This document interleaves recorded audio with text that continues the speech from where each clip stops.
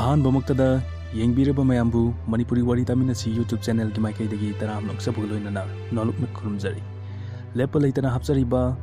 ꯂꯣꯏꯁꯤꯟꯈꯤꯗ꯭ꯔꯕ ꯗꯥꯏꯔꯤꯒꯤ 12 ꯁꯨꯕ ꯏꯄꯤꯁꯣꯗ ꯃꯌꯥꯝꯗ ꯈꯨꯗꯣꯟ ꯇꯝꯖꯔꯤ ꯋꯥꯔꯤꯁꯤꯕꯨ ꯏꯕꯤꯔꯛꯄ ꯔꯁꯇꯝ ꯅꯥꯎꯔꯦ ꯃꯌꯥꯝ ꯎꯄꯥꯏ ꯂꯩꯇꯦ ꯃꯊꯟ ꯃꯁꯥ ꯃꯁꯥꯒꯤ ꯀꯥꯗ ꯆꯪꯅꯅꯕ ꯏꯪꯒꯤꯠ ꯇꯧꯅꯔꯛꯏ ꯃꯌꯥꯝꯗꯨ ꯀꯥꯗꯨꯗꯒꯤ ꯊꯣꯛꯅꯕ ꯍꯧꯔꯛꯄꯒ ꯔꯣꯃꯥꯅ ꯔꯣꯖꯤ ꯅꯪꯗꯤ ꯏꯅꯦꯒ ꯑꯍꯤꯡꯁꯤꯕ ꯂꯤꯂꯤꯒ ꯑꯩꯈꯣꯏ ꯑꯍꯨꯝ ꯀꯥꯁꯤꯗ ꯂꯩꯃꯤꯟꯅꯔꯁꯤ ꯔꯣꯖꯤꯅ ꯏꯅꯦ ꯑꯩꯕꯨ ꯔꯣꯃꯥꯅ ꯂꯥꯎ ꯑꯩꯕꯨ ꯂꯥꯟꯅ ꯂꯧꯒꯅꯨ ꯑꯩ ꯅꯪꯒ ꯀꯔꯤꯒꯨꯝꯕ ꯋꯥꯔꯤ ꯈꯔ ꯁꯥꯟꯅꯕ ꯄꯥꯝꯃꯤ ꯔꯣꯖꯤꯅ ꯍꯣꯏ ꯏꯅꯦ ꯖꯨꯂꯤꯅ ꯔꯣꯖꯤꯅ ꯖꯨꯂꯤ ꯑꯩ ꯀꯥꯁꯤꯗ ꯑꯍꯤꯡꯁꯤꯃꯗꯤ ꯂꯦꯜꯂꯒꯦ ꯃꯄꯥꯟꯗꯁꯨ ꯁꯥꯇ꯭ꯔꯤ ꯃꯌꯥꯝꯗꯨ ꯃꯁꯥ ꯃꯁꯥꯒꯤ ꯀꯥꯗ ꯆꯪꯅꯗꯕꯤ ꯀꯣꯔꯤꯗꯣꯔꯗꯨꯗ ꯄꯨꯟꯅ ꯅꯣꯡꯉꯥꯟꯕ ꯐꯥꯎꯕ ꯂꯩꯃꯤꯟꯅꯕ ꯍꯥꯏꯕꯗ ꯑꯃꯠꯇ ꯑꯣꯏꯅ ꯌꯥꯅꯔꯦ ꯃꯇꯝꯁꯨ ꯌꯧꯁꯤꯟꯈ꯭ꯔꯕꯅꯤ ꯔꯣꯃꯥ ꯔꯣꯖꯤ ꯑꯃꯗꯤ ꯊꯋꯥꯏ ꯌꯥꯎꯗ꯭ꯔꯕ ꯂꯤꯂꯤꯒꯤ ꯍꯛꯆꯥꯡꯗꯨꯒ ꯃꯈꯣꯏ ꯑꯍꯨꯝ ꯀꯥꯗꯨꯗ ꯄꯨꯟꯅ ꯂꯩꯃꯤꯟꯅꯅꯕ ꯇꯥꯔꯤ ꯀꯥꯗꯨꯒꯤ ꯊꯣꯡꯗꯨ ꯈꯖꯤꯛꯇꯤ ꯉꯥꯛꯁꯤꯟꯗꯨꯅ ꯊꯝꯂꯦ ꯄꯨꯔꯥ ꯊꯥꯗꯨꯅ ꯊꯝꯕꯗꯤ ꯃꯄꯥꯟꯗ ꯂꯩꯔꯤꯕ ꯃꯈꯣꯏ ꯈꯨꯗꯤꯡꯅꯁꯨ ꯌꯥꯗ꯭ꯔꯦ ꯔꯣꯖꯤ ꯃꯁꯥꯗꯨ ꯆꯅꯤꯡ ꯑꯃ ꯏꯇꯥ ꯇꯥꯗꯦ ꯔꯣꯃꯥꯗꯤ ꯃꯅꯥꯎꯅꯨꯄꯤꯒꯤ ꯍꯛꯆꯥꯡꯗꯨꯒꯤ ꯃꯌꯥꯗ ꯐꯃꯨꯡꯗꯨꯗ ꯐꯝꯗꯨꯅ ꯃꯅꯥꯎꯅꯨꯄꯤꯗ ꯑꯗꯨꯝ ꯃꯤꯐꯝ ꯍꯣꯡꯗ ꯌꯦꯡꯗꯨꯅ ꯁꯨꯠ ꯀꯞꯇꯨꯅ ꯂꯩꯔꯤ ꯔꯣꯖꯤꯗꯤ ꯀꯥꯗꯨꯒꯤ ꯊꯥꯔꯤꯕ ꯂꯤꯂꯤꯒꯤ ꯂꯥꯏꯔꯤꯛ ꯄꯥꯐꯝ ꯇꯦꯕꯜꯗꯨꯒꯤ ꯆꯤꯌꯔꯗꯨꯗ ꯃꯈꯣꯡꯗꯨ ꯈꯨꯎ ꯁꯨꯞꯆꯤꯟꯗꯨꯅ ꯔꯣꯃꯥ ꯑꯃꯗꯤ ꯂꯤꯂꯤꯗ ꯌꯦꯡꯗꯨꯅ ꯂꯩꯔꯤ ꯂꯤꯂꯤ ꯇꯥꯏꯕꯪꯄꯥꯟꯒꯤ ꯑꯋꯥ ꯅꯨꯡꯉꯥꯏ ꯈꯨꯗꯤꯡꯃꯛ ꯊꯥꯗꯣꯛꯂꯗꯨꯅ ꯃꯁꯥꯗ ꯆꯤꯡꯅꯕ ꯀꯔꯤꯁꯨ ꯂꯩꯇ ꯐꯃꯨꯡꯗꯨꯗ ꯃꯆꯤ ꯂꯦꯡꯗ ꯌꯦꯇꯥꯗꯨꯅ ꯂꯩꯈ꯭ꯔꯦ ꯔꯣꯃꯥꯅ ꯆꯦꯆꯦꯒꯤ ꯅꯨꯡꯁꯤꯕꯤ ꯀꯔꯤꯅꯣ ꯅꯪꯅ ꯇꯨꯃꯤꯟꯅ ꯂꯩꯔꯤꯕꯗꯤ ꯅꯪ ꯆꯠꯈꯤꯕ ꯌꯥꯔꯣꯏꯌꯦ ꯅꯥꯁꯣꯟ ꯄꯤꯛꯅ ꯍꯤ ꯀꯞꯇꯨꯅ ꯇꯤꯡꯊꯥꯖꯩ ꯔꯣꯃꯥꯅ ꯀꯔꯤꯒꯤꯅꯣ ꯍꯧꯖꯤꯛ ꯅꯍꯥꯛꯅ ꯇꯨꯃꯤꯟ ꯂꯩꯔꯤꯕ ꯀꯔꯤꯒꯤ ꯀ꯭ꯋꯥꯛꯅ ꯐꯝꯗꯦꯛꯄꯗ ꯂꯨꯛꯊꯔꯕ ꯋꯥꯇꯣꯟꯒꯨꯝꯅ ꯃꯆꯤ ꯂꯦꯡꯗ꯭ꯔꯤ ꯅꯪ ꯍꯧꯒꯠꯂꯣ ꯔꯣꯖꯤ ꯔꯣꯃꯥꯕꯨ ꯌꯦꯡꯕ ꯍꯩꯅꯗ꯭ꯔꯗꯨꯅ ꯃꯃꯥꯏꯗꯨ ꯍꯨꯠ ꯂꯩꯗꯨꯅ ꯈꯥꯡꯖꯩ ꯔꯣꯃꯥꯅ ꯔꯣꯖꯤ ꯅꯪ ꯄꯦꯜꯂꯕ ꯅꯠꯇ꯭ꯔꯥ ꯔꯣꯖꯤꯅ ꯏꯅꯦ ꯋꯥꯐꯝꯗꯨꯕꯨ ꯔꯣꯃꯥꯅ ꯅꯪꯁꯨ ꯍꯥꯏꯕꯤꯌꯨ ꯑꯩꯅ ꯀꯔꯤ ꯑꯃꯨꯛ ꯍꯥꯏꯔꯒ ꯅꯪꯅ ꯍꯦꯟꯅ ꯄꯦꯟꯒꯅꯤ ꯍꯥꯏꯌꯨ ꯅꯪꯒꯤ ꯑꯅꯤꯡꯕ ꯑꯄꯥꯝꯕ ꯈꯨꯗꯤꯡ ꯅꯅꯤꯡꯇꯝꯅ ꯑꯩꯒꯤ ꯏꯐꯝꯗ ꯍꯪꯂꯛꯈꯣ ꯔꯣꯖꯤꯅ ꯏꯅꯦ ꯑꯩꯅꯕꯨ ꯃꯇꯥꯡꯁꯤꯗ ꯀꯔꯤ ꯈꯪꯉꯕꯅꯣ ꯈꯪꯉꯦ ꯅꯍꯥꯛ ꯈꯪꯉꯦ ꯃꯐꯝꯁꯦ ꯀꯔꯤꯁꯨ ꯇꯧꯔꯝꯕ ꯃꯐꯝ ꯅꯠꯇꯦ ꯅꯪꯅ ꯃꯐꯝꯁꯤꯗ ꯍꯦꯛ ꯂꯥꯛꯈꯤꯕ ꯅꯨꯃꯤꯠꯇꯨꯗꯒꯤ ꯊꯥꯖꯗꯕ ꯊꯧꯗꯣꯛ ꯀꯌా ꯑꯃ ꯊꯣꯛꯇꯨꯅ ꯂꯥꯛꯈ꯭ꯔꯕꯅꯤ ꯔꯣꯖꯤꯅ ꯏꯅꯦ ꯋꯥꯐꯝꯗꯨꯕꯨ ꯔꯣꯃꯥꯅ ꯑꯩ ꯋꯥꯠꯂꯣꯏ ꯅꯪꯅ ꯆꯤꯡꯅꯔꯤꯕ ꯈꯨꯗꯤꯡ ꯑꯩꯅ ꯅꯪꯒꯤ ꯅꯐꯝꯗ ꯋꯥꯔꯤ ꯄꯨꯝꯕ ꯂꯤꯗꯨꯅ ꯅꯪꯒꯤ ꯆꯤꯡꯅꯕꯗꯨ ꯁꯣꯏꯗꯅ ꯀꯣꯛꯍꯟꯒꯅꯤ ꯑꯩꯅ ꯀꯣꯛꯍꯟꯒꯅꯤꯌꯦ ꯔꯣꯖꯤ ꯏꯅꯦꯅ ꯍꯥꯏꯕꯤꯔꯤꯗꯨꯕꯨ ꯔꯣꯃꯥꯅ ꯅꯨꯃꯤꯠꯇꯣ ꯍꯣꯁꯇꯦꯜꯁꯤꯒꯤ ꯁꯥꯇ꯭ꯔꯤ ꯈꯨꯗꯤꯡꯃꯛ ꯃꯌꯨꯝꯗ ꯆꯥꯛꯀꯧꯕꯒꯤ ꯁꯨꯇꯤ ꯆꯠꯅꯒꯗꯕ ꯀꯣꯏꯂꯥꯡ ꯂꯪꯅꯤ ꯃꯃꯥꯡꯗ ꯊꯣꯛꯈ꯭ꯔꯕ ꯊꯣꯏꯒꯤ ꯃꯇꯥꯡꯗꯨ ꯔꯣꯃꯥꯅ ꯔꯣꯖꯤꯗ ꯂꯤꯔꯛꯂꯝꯃꯤ ꯔꯣꯃꯥꯅ ꯃꯌꯥꯝ ꯌꯨꯝꯗ ꯁꯨꯇꯤ ꯆꯠꯅꯕꯒꯤ ꯂꯣꯏꯁꯤꯟꯅꯔꯤꯕꯁꯤꯡꯁꯤ ꯅꯪꯗꯤ ꯏꯂꯣꯏ ꯂꯣꯏꯁꯤꯟꯕꯁꯨ ꯎꯗꯦ ꯊꯣꯏꯅ ꯏꯆꯦ ꯑꯩꯗꯤ ꯆꯠꯂꯔꯣꯏ ꯌꯨꯝꯗꯁꯨ ꯆꯥꯛꯀꯧꯒꯗꯕ ꯂꯩꯇ꯭ꯔꯕꯅꯤꯅ ꯁꯤꯗ ꯁꯨꯝ ꯂꯩꯔꯒꯦꯗ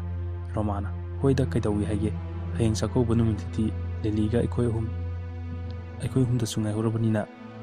ꯍꯣꯁꯇꯦꯜꯁꯤꯗ ꯑꯩꯈꯣꯏꯁꯨ ꯉꯥ ꯍꯥꯎꯅ ꯊꯣꯡꯂꯒ ꯆꯥꯔꯒ ꯂꯣꯏꯔꯦ ꯊꯣꯏꯅ ꯌꯥꯏ ꯏꯆꯦ ꯊꯣꯡꯁꯤ ꯔꯣꯃꯥꯅ ꯍꯣ ꯑꯗꯨꯗꯤ ꯑꯩ ꯃꯌꯥꯝꯅ ꯂꯥꯡꯅꯔꯤꯁꯦ ꯑꯃꯨꯛꯇ ꯌꯦꯡꯂꯨꯈꯤꯒꯦꯀꯣ ꯊꯣꯏꯅ ꯍꯣꯏ ꯆꯦ ꯉꯁꯥꯏꯗꯒꯤ ꯃꯆꯦꯒ ꯊꯣꯏꯒ ꯋꯥꯔꯤ ꯁꯥꯟꯅꯔꯤꯕꯗꯤ ꯂꯤꯂꯤꯅ ꯃꯔꯨꯝ ꯑꯃꯗꯒꯤ ꯇꯨꯃꯤꯟꯅ ꯂꯨꯝꯗꯨꯅ ꯇꯥꯔꯤꯕꯣꯏꯔꯦ ꯂꯤꯂꯤꯅ ꯈꯪꯒꯅꯤꯗꯅ ꯅꯪ ꯉꯁꯤꯗꯤ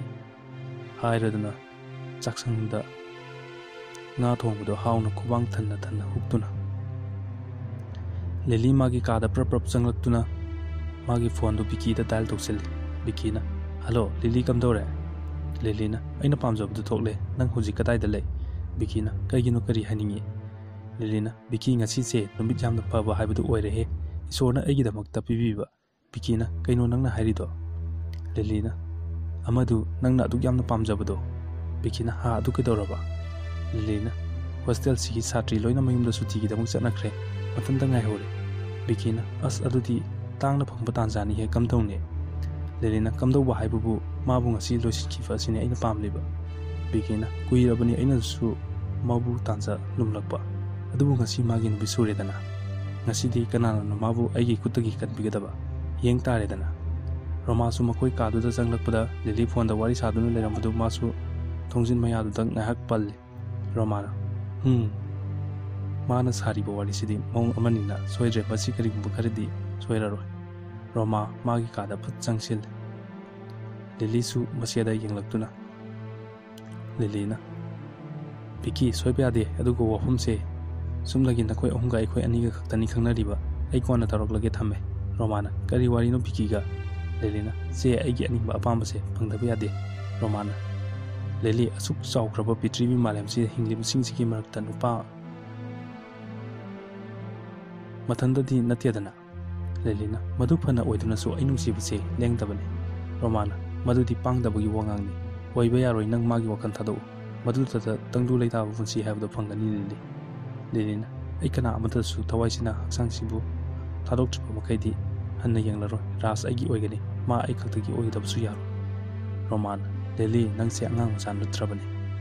Lily na karigumba aibu magi wakal thadu hairabdi aibu hatokpiro maduna tanadi pai ama aigi famda leraro Romana nangi wakalda adu yoraba Lily na wakalsi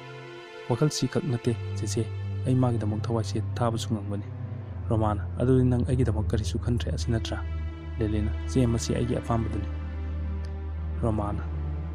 thoi leri makaidi ras nangi oiba fangjaba haibse kaidonungda khak oithoklaroi Lily na madumakna ni aina ngasi thoi manghan kinaba siliba Romana Lily gi makhajaida kupangna se challe Romana ai maki imang buktada ai maki irem khaki inaunabu adugumba chawkattaba wa Lily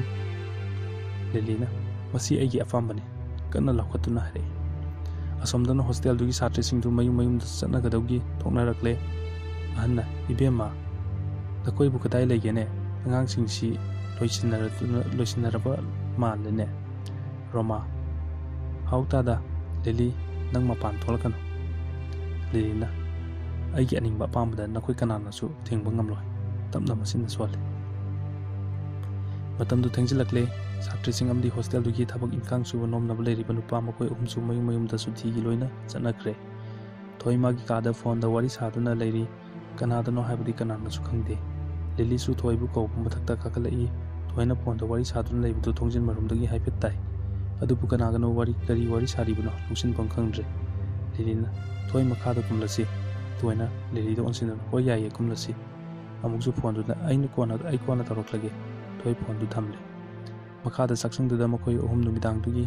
sana thaknaba punna langminari serexta Lily gi phone du kinglai Lily su phone du paidona dining hall lom da toktuna wari sanakre thoi amadi Roma sana thaknaba kana silli Romana thoi nangbu natanta leibusibu hainabrane thoina se Lily su lerisiti thoi gi waidu tabada Roma khangouda mapung musibu poroi nahaki matungdati Lily su saksangjuda changlutuna makoi chak chaminare Romana nangsu nathanda mathaktuda leiba nungaite makhasida akhoi humpuna leiminarsi thoina che yanida kanana kedodino ai kaisu khandeda Lily thoida mamitu sepna yengi kudingmak Romana loina ui Roma wadabdi natte adugu Lily gi khanbada tumin adum nasinfle makoi chak ising loiraduna thoi magi kada kakakre Lily thoida mangak nomduna yenglaga lehowi